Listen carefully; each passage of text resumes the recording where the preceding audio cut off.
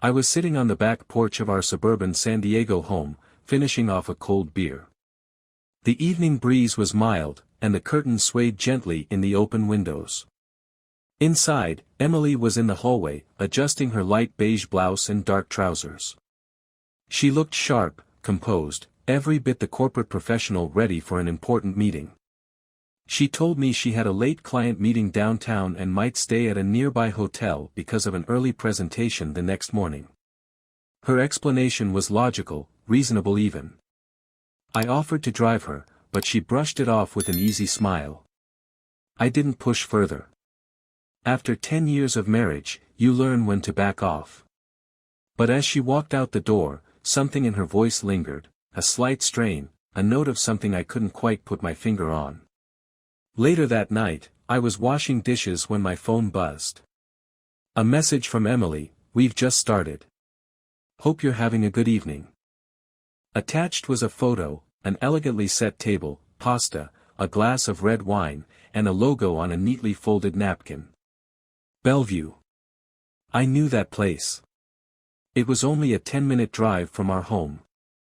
If the meeting was here, why would she need to stay at a hotel? It didn't make sense.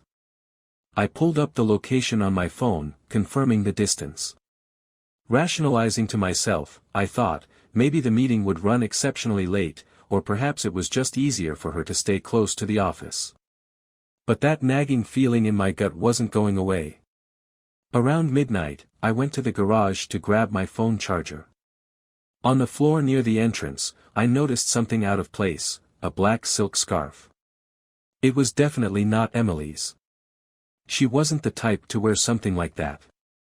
The scarf had a faint scent, a blend of expensive perfume with a distinctly masculine undertone. My jaw tightened, but I didn't jump to conclusions. People leave things behind all the time, maybe a colleague had accidentally dropped it. The next morning, Emily walked into the kitchen, looking fresh and polished. For someone who supposedly spent the night at a hotel after a long meeting, she looked too put together. I held up the scarf. "Is this yours?" I asked evenly. She hesitated for a fraction of a second, then smiled. "Oh, that must be Lauren's. I gave her a ride yesterday, and she must have left it in the car." The explanation was smooth, confident. Almost too confident. Lauren, as far as I remembered, wasn't the type to wear something so sophisticated. I nodded and let it drop, but my mind was working overtime. Emily was a smart woman, she knew how to cover her tracks. But something about this situation didn't sit right. That afternoon, when I had a window of time, I decided to drive to Bellevue.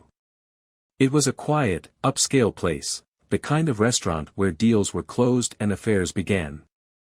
I ordered a coffee and sat at a corner table, surveying the room. When the waitress approached, I showed her a picture of Emily. "Yes, I remember her," the waitress said. "She was here last night. But she wasn't with a group, she was with a man. Older, well-dressed, dark suit. They sat by the window." Hearing those words felt like a gut punch. The pieces of the puzzle started fitting together, and I didn't like the image they formed. I thanked the waitress, left a tip, and walked out into the afternoon sun. My mind was racing, but outwardly, I kept my composure. On the drive home, I played the conversation over in my head. Emily wasn't sloppy. If she was hiding something, she was doing it deliberately, carefully. But everyone slips up eventually, a misplaced scarf, a restaurant photo that didn't align with her story. These were breadcrumbs, and I intended to follow them. That evening, Emily came home. She greeted me with her usual charm, kissed me on the cheek, and asked how my day was. I looked at her, studying her carefully, her smile, her posture, the way she avoided holding eye contact for too long. But I didn't confront her. Not yet. Confrontation wasn't going to get me answers. She was too smart, too prepared. I'd seen her handle tough negotiations at corporate events, she could talk her way out of almost anything. No, I needed to play this carefully. Emily was good at crafting a narrative, but now I had cracks in her story.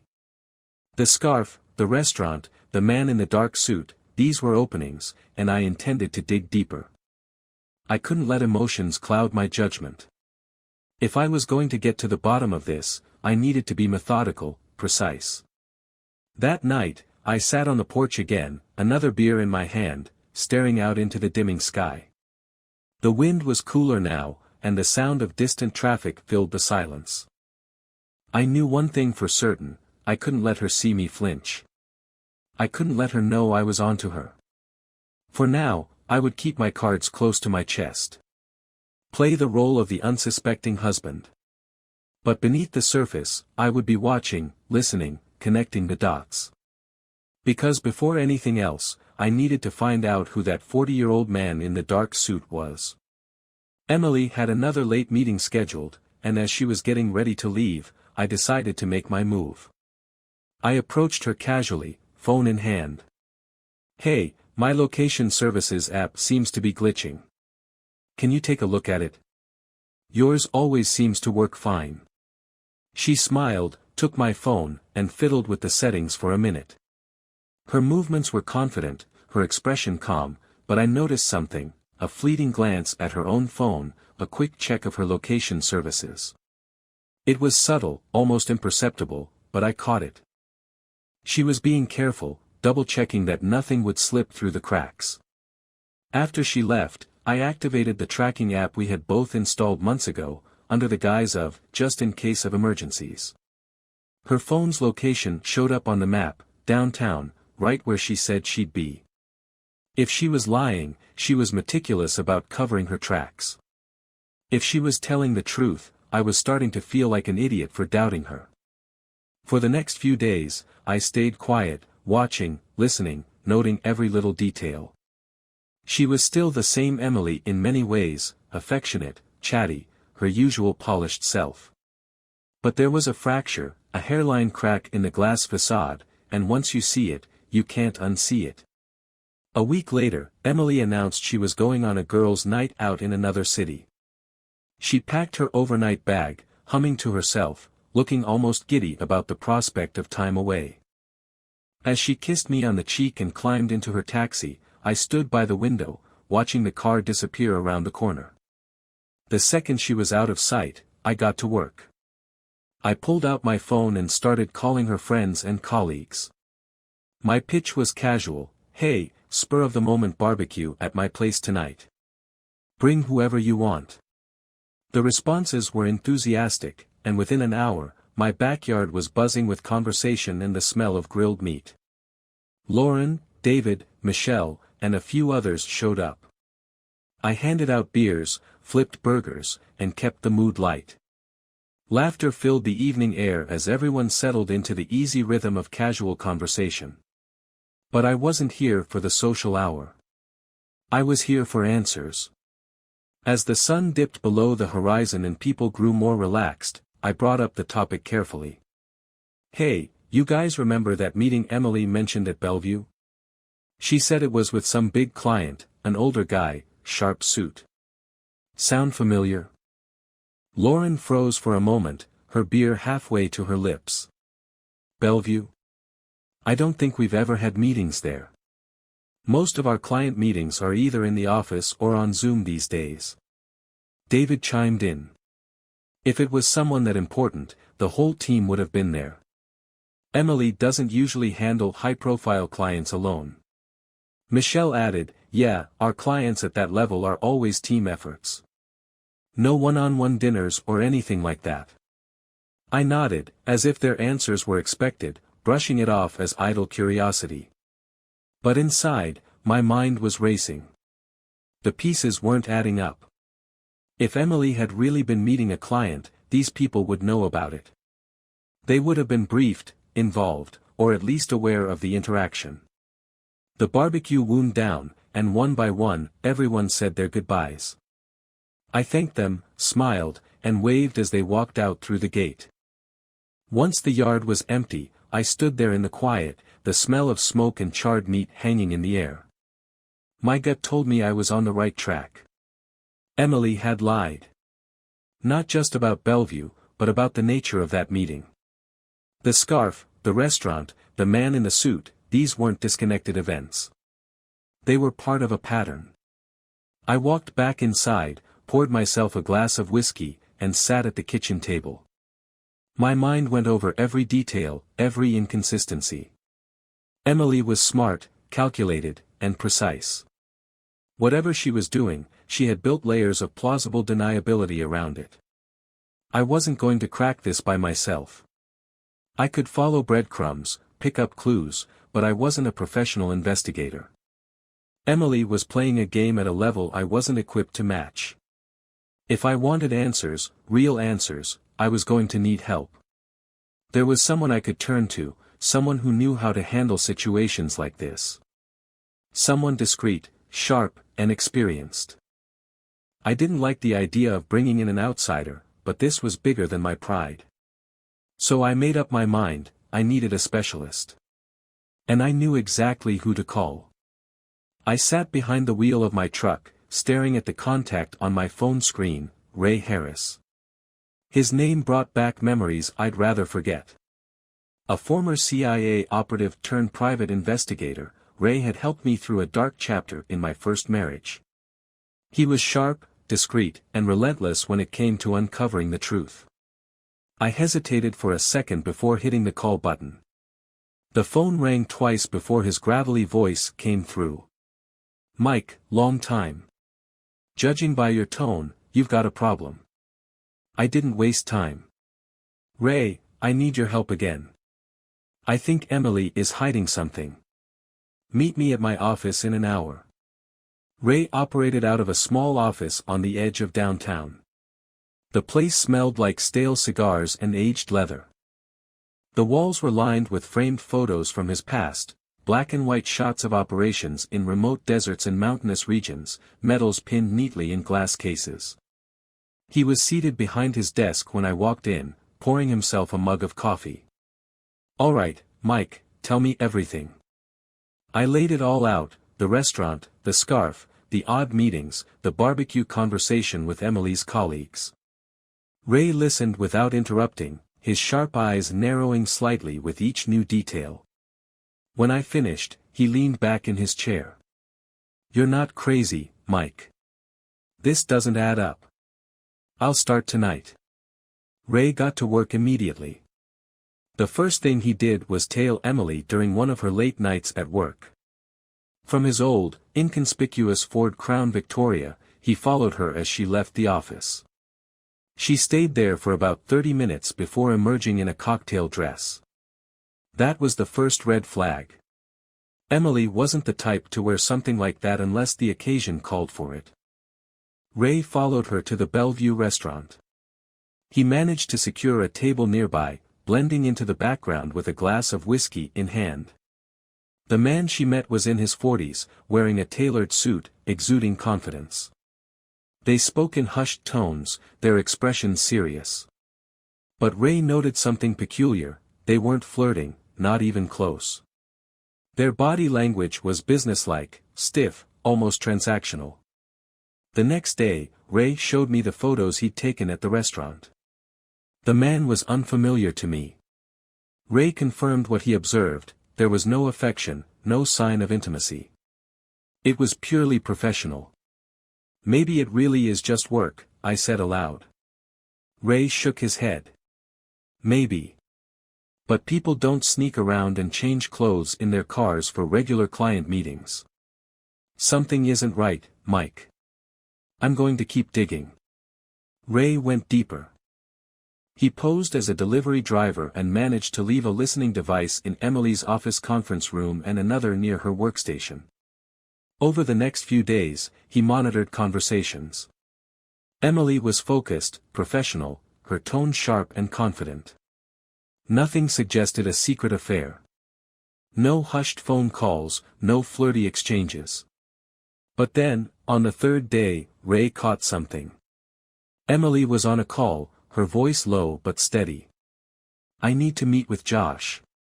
He's not part of our company, but we need to finalize some details." Ray flagged the name immediately. "Josh. someone outside the company. That was worth following up on. A few nights later, Ray followed Emily again. This time, the meeting wasn't at a restaurant or an office. It was in an empty parking lot behind a strip mall. The man she met wasn't the suited gentleman from Bellevue. This guy was younger, dressed casually in jeans and a leather jacket, like he had walked out of a magazine shoot. They spoke briefly, their conversation heated but controlled. Ray managed to snap a few photos before Emily got back in her car and drove off. Ray texted me the photos later that night. When I opened them, my stomach dropped. I recognized the guy instantly. It was Alex. Alex had been a friend of ours for years. We'd gone on camping trips together, celebrated birthdays, and spent countless weekends grilling in the backyard. He wasn't just some random acquaintance, he was someone I trusted. Ray's follow-up call was direct. "You know him?" "Yeah," I replied, my voice tight. "That's Alex. He's been around us since the beginning." Ray's tone stayed calm. "That changes things. If he's involved, he might know more than we think. Look, Mike, I have a plan, but you need to follow my lead on this. No sudden moves, no confrontations. If we're going to figure out what's going on, we need to play this smart." I sat there with the phone pressed to my ear, staring at the photo of Alex on my screen. This wasn't adding up. Alex didn't fit the profile of some secret lover or corporate conspirator. He was easygoing, dependable, and had always been upfront with me. And yet, there he was, meeting my wife in the shadows. For the first time in weeks, I felt genuinely thrown. I thought I had a grip on where this was going, but now the entire situation had shifted. If Alex was involved, this was bigger than I had anticipated. Ray's plan was already in motion, and I knew better than to second-guess him. But one thing was clear, this wasn't going to be as simple as I'd thought. Alex wasn't the person I would have ever suspected, and yet here we were. And just like that, I realized I was genuinely intrigued. Because whatever this was, it wasn't what I had initially thought. Ray didn't waste any time after our last conversation. He laid out the plan with the precision of someone who had spent years operating in high-stakes situations. I was to become an active participant in the investigation, someone Alex would never suspect. According to Ray, a familiar face close to the inner circle would be our best shot at exposing whatever was going on. When he asked if I was ready, I didn't hesitate. Whatever it took, I was in. The first move was subtle but effective. Ray had me send Alex a message, deliberately vague and heavy with implication. "Alex, I've got a problem. Can we meet? Emily doesn't know." It was crafted to stir curiosity and a touch of panic. Within minutes, Alex responded, setting up a meeting at a quiet cafe downtown. Ray and I parked across the street from the cafe, our vantage point giving us a clear line of sight to Alex. He arrived on time, looking more jittery than usual. He took a seat by the window, fiddling nervously with his phone. It was clear he wasn't at ease. After a minute or two, he typed out a message and quickly left. Ray was already jotting down the number Alex had messaged. "He's reporting to someone," Ray said flatly, his sharp eyes still on the screen. "This isn't just nerves. He's in deep, and whoever is on the other side of that message isn't someone he wants to disappoint." The next step was more direct. Ray handed me a thick folder filled with fabricated bank statements, fake transaction logs, and reports that painted Emily in a questionable light. They were convincing, the kind of thing that would make anyone pause. "You're going to hand this to Alex," Ray instructed. "Tell him you found it in Emily's stuff. Gauge his reaction. See what he does next." The meeting with Alex took place at a low-lit pub on the edge of town. I kept it casual as we ordered beers, making small talk until the moment felt right. Then, I slid the folder across the table. "I found this in Emily's things, Alex. I need your help understanding it. His face went pale as he flipped through the pages. His hands trembled slightly as he read the fake transactions. He avoided eye contact, his gaze glued to the papers. After a long pause, he finally spoke, his voice tight and low. "Mike, you don't get it. You shouldn't be digging into this. Emily must have forgotten to pass these along to someone important. If this gets into the wrong hands, it's going to cause a mess. Let me handle it. Trust me on this." I stayed calm, nodding as if I accepted his explanation. Alex shoved the folder into his bag, threw some cash on the table, and left without finishing his drink. Ray was already in pursuit. From a distance, he followed Alex through winding streets and out of the city center. Eventually, Alex stopped at a small, nondescript building on the outskirts of town. The place looked abandoned except for one flickering light above the doorway. Through the camera lens, Ray captured the exchange. Alex handed the folder to a hooded figure who quickly disappeared into the shadows. The photos hit my phone shortly after. "Whoever's on the other side of this," Ray said over the call, "they're careful. They're not amateurs. Alex isn't just helping someone out of loyalty or friendship. He's afraid. And fear makes people sloppy." Things escalated quickly after that. Ray intercepted information about a planned meeting between Alex and Emily in one of the larger public parks downtown. The location struck me as odd, it wasn't their style to meet somewhere so open. But it was an opportunity we couldn't miss. We arrived early. Ray set up a hidden camera nearby while I waited in the car with binoculars in hand. The meeting began innocently enough. Emily arrived first, her posture stiff, her eyes darting around. Alex appeared minutes later, wearing the same leather jacket and anxious expression. Their conversation started quietly but quickly grew more heated. Even from a distance, I could tell they were arguing. Alex gestured wildly with his hands, his face tight with frustration. Then I caught a snippet of his voice as it rose above the ambient noise. "If Mike finds out the truth, it's over. He'll never forgive you, and it'll blow back on all of us." My grip on the binoculars tightened. Whatever they were tangled in wasn't small. It wasn't an affair, it wasn't a casual misstep. This was something else entirely. Ray's voice crackled through the earpiece. "Mike, we're crossing into dangerous territory. Alex is panicking, and when people panic, they make mistakes. But we need to be smart about this." Emily turned and walked away abruptly, leaving Alex standing alone. He sat down on a nearby bench, his head in his hands. After a few moments, he pulled out his phone and started typing furiously. "He knows we're watching him," Ray muttered. "He feels it." For a moment, I considered stepping out of the car and confronting him right there. But Ray held me back. "Not yet.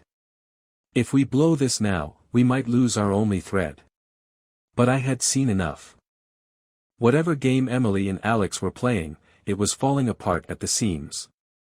And the more I thought about it, the clearer it became, I couldn't keep letting Ray call all the shots. This was my life, my wife, and my friend tangled in whatever this was. That night, I met with Ray one last time. I thanked him for everything, took all the photos, the documents, and the surveillance reports he had gathered, and told him I'd take it from here. Ray gave me a long look before nodding. "Be careful, Mike. You're walking into something big." I left his office with a plan forming in my mind.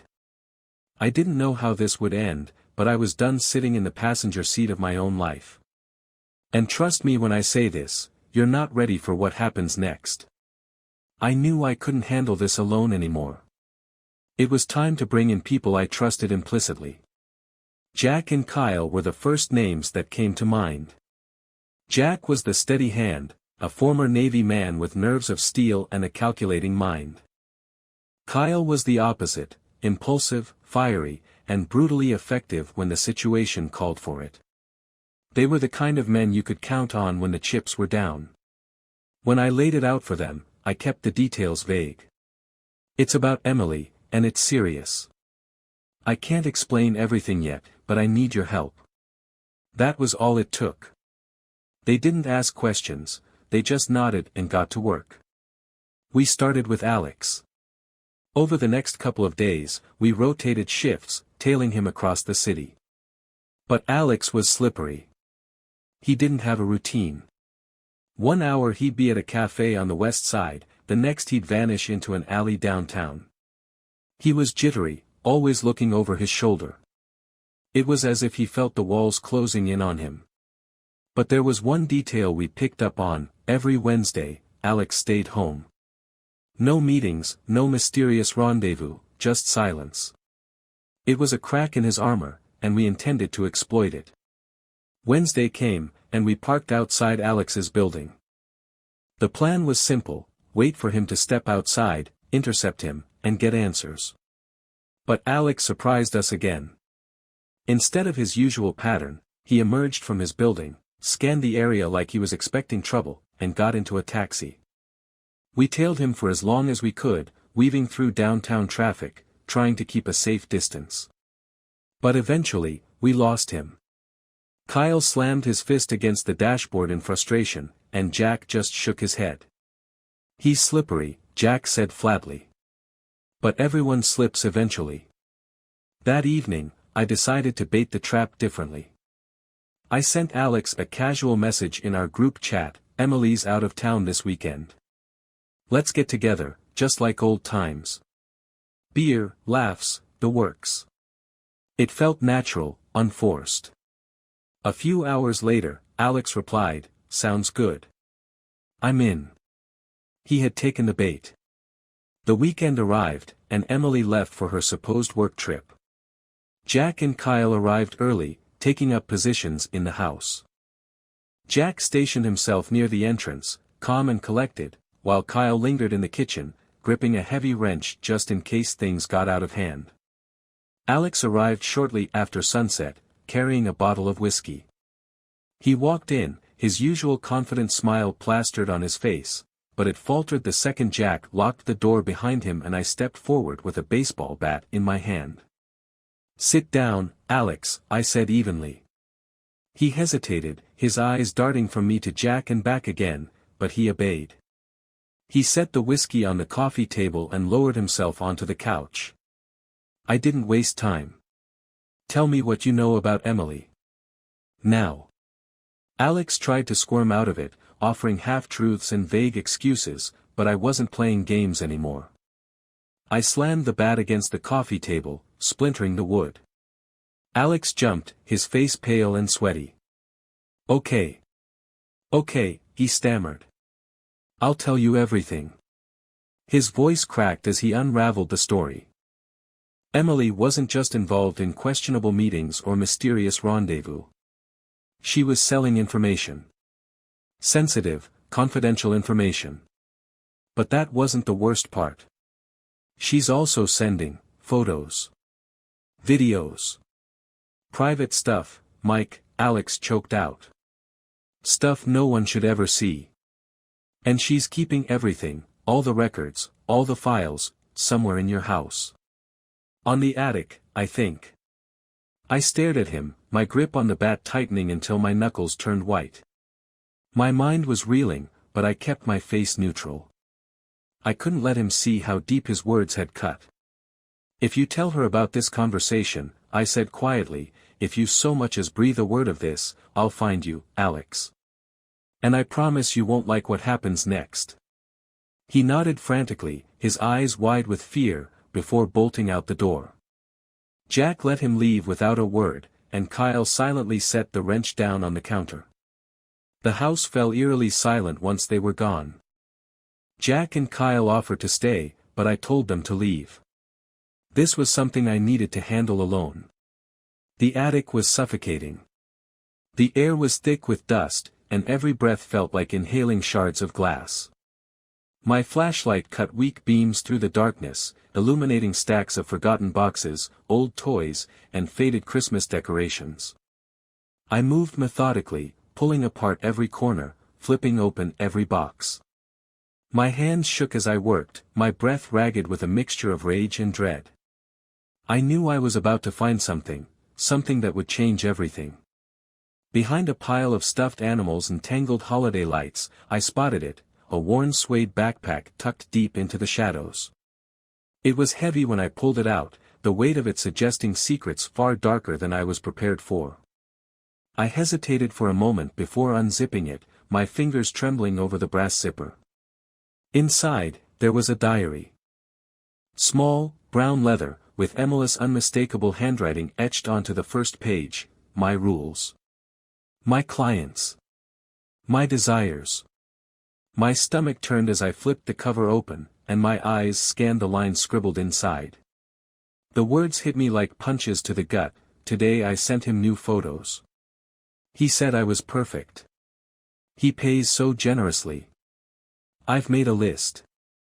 Top 100 things that can fit inside me. From the most mundane to the wildest. Clients love it when I experiment. There was even a detailed schedule. A grotesque inventory of actions, items, and explicit tasks. My name was there, listed at the very bottom, a cruel afterthought in a twisted hierarchy. At the top.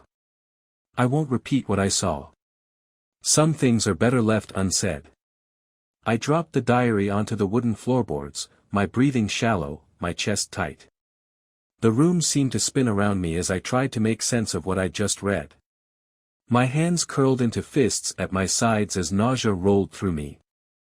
After a few moments, I forced myself to pick up the diary again, shoving it and the rest of the papers and photos into the backpack.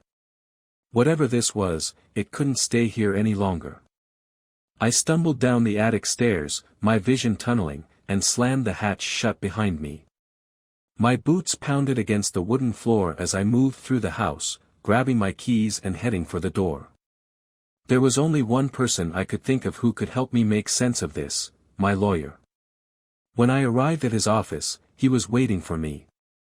A sharp, no-nonsense man with silver hair and steel-rimmed glasses, he was the kind of lawyer who could tear someone apart in court without breaking a sweat.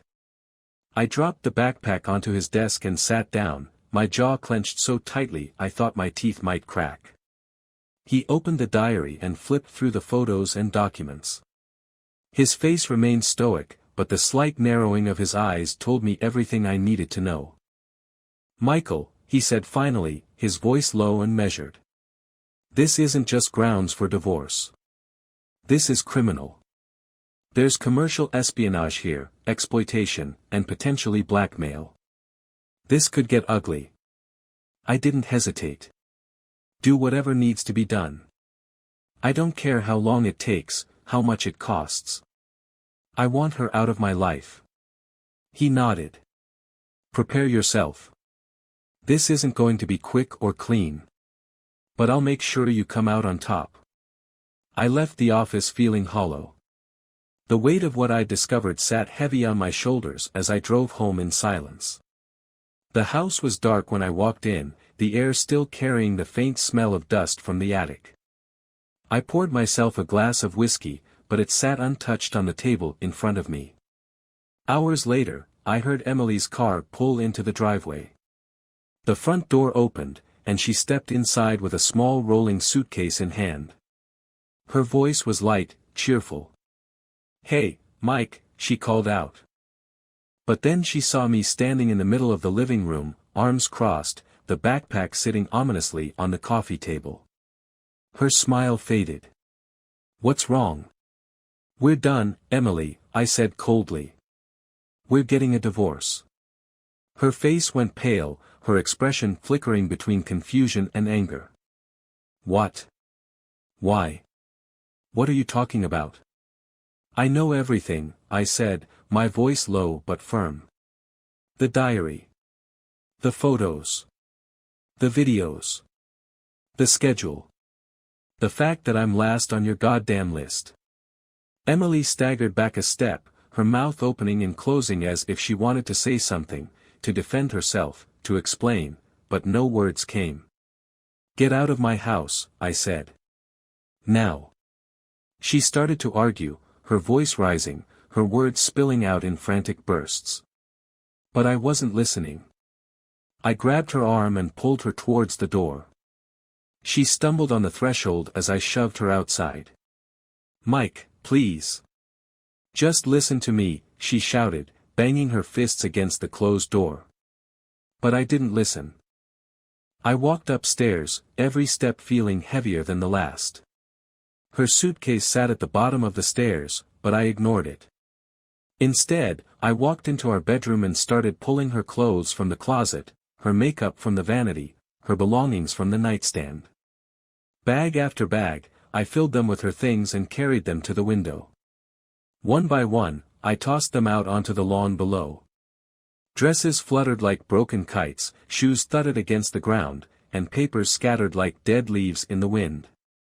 Emily was still outside, standing in the middle of the mess, her face wet with tears and streaked with mascara. She wasn't shouting anymore. She wasn't even moving. I stood at the window, staring down at her as the night swallowed her broken silhouette. My phone buzzed in my pocket. I pulled it out and glanced at the screen. A message from my lawyer: "The case has been accepted for review. Be prepared for the next steps. This will be a long road." The divorce with Emily wasn't just a legal process, it was a war. A war fought in courtrooms, through documents, and behind closed doors in meetings filled with sharp words and icy stares. I knew from the beginning that this wasn't going to be a fair fight. Emily had hired one of the best divorce attorneys money could buy, a slick predator in a tailored suit, someone who could twist words and facts until they lost all meaning. But I wasn't walking into this unarmed. My attorney, a sharp-minded veteran of countless courtroom battles, had built a fortress out of our case. Together, we crafted a strategy not just to win but to ensure Emily walked away with nothing. The first blow came swiftly. My attorney dug into Emily's financial records using the documents I had found on the attic. It turned out she had been funneling money out of our joint accounts for years. The sums were staggering, transferred to shell accounts and private individuals who had nothing to do with our marriage or shared responsibilities. When her attorney tried to argue that these were normal household expenses, my lawyer calmly presented bank statements proving that I had been locked out of these accounts for over a year. That wasn't the kicker, though. One of the transfers Emily made, a significant one, had been sent directly to her attorney before the divorce proceedings even began. The courtroom went silent when my lawyer presented that evidence. It wasn't just suspicious, it was a smoking gun. Even the judge took a moment before reprimanding Emily's attorney for what was, at best, unethical, and at worst, illegal. But finances were only the first layer of Emily's deception. The next stage was far more damning. The diary, the photos, the videos, all of it was presented in court. My attorney made sure the narrative stayed focused on Emily's actions, her choices, and her exploitation of our marriage as a cover for her secret life. Emily's attorney tried to pivot, claiming violation of privacy, but my lawyer was ready. These materials were found in their shared home, hidden intentionally. There is no violation of privacy when these materials were concealed in a space legally accessible to both parties. That shut them down. Then came the witness testimony.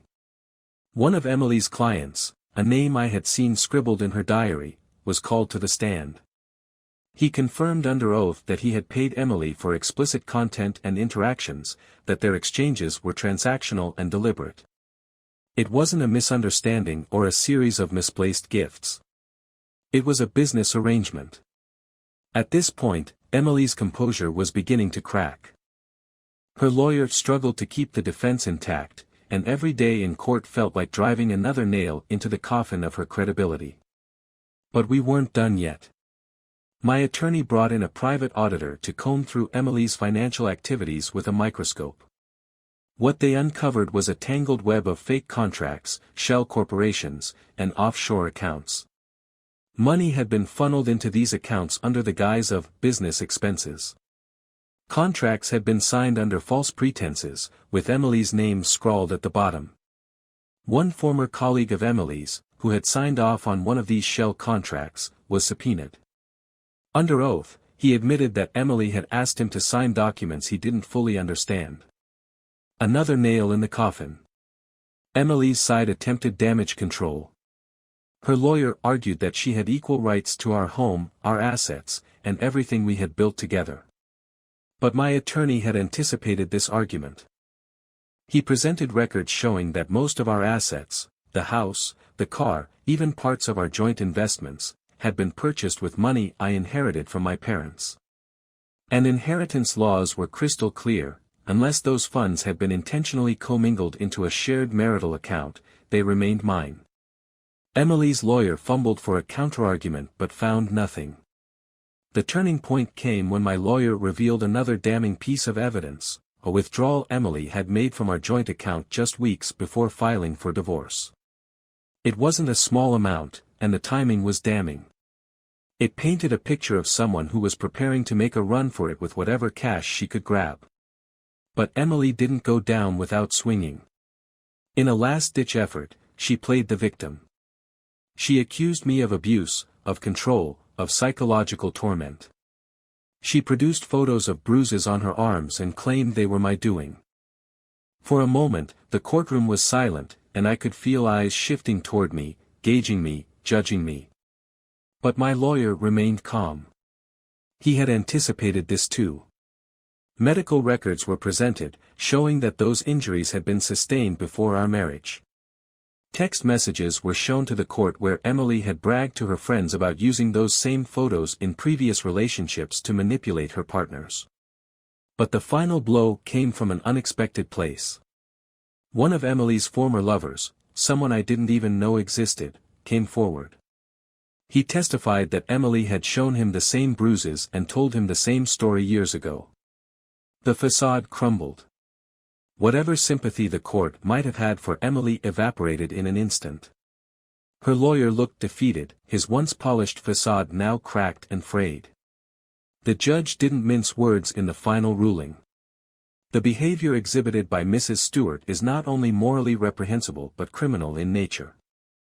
This court cannot, in good conscience, allow her to benefit from these actions.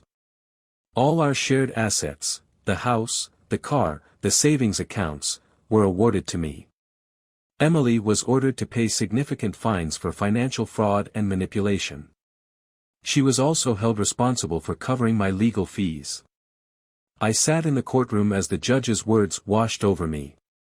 Emily sat just a few feet away, her head bowed, her face pale and hollow. Her attorney whispered something to her, but she didn't respond. There was nothing left to say. When the final gavel fell, it felt like the closing of a book. A chapter of lies, betrayal, and humiliation had come to an end. Outside the courthouse, my lawyer shook my hand firmly. "You won, Michael. And you won decisively. It's over." I stood on the courthouse steps, breathing in the crisp afternoon air. The weight on my chest was lighter now, the knot in my stomach slowly unraveling. Emily had played her hand and lost. And I had walked away with everything: my home, my finances, and most importantly, my freedom. The road ahead was still unclear, but for the first time in years, it felt like mine to walk.